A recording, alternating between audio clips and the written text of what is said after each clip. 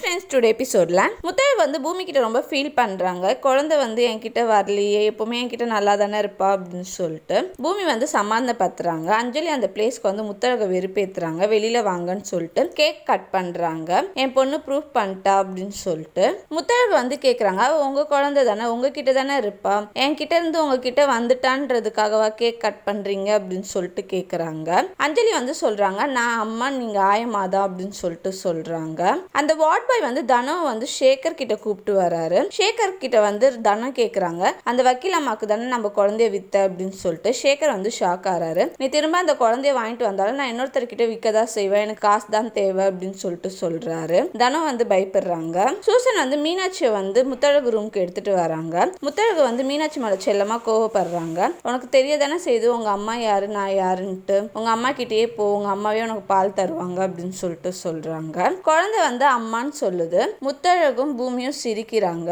ரொம்ப ஹாப்பியா ஃபீல் பண்றாங்க. தேங்க்யூ.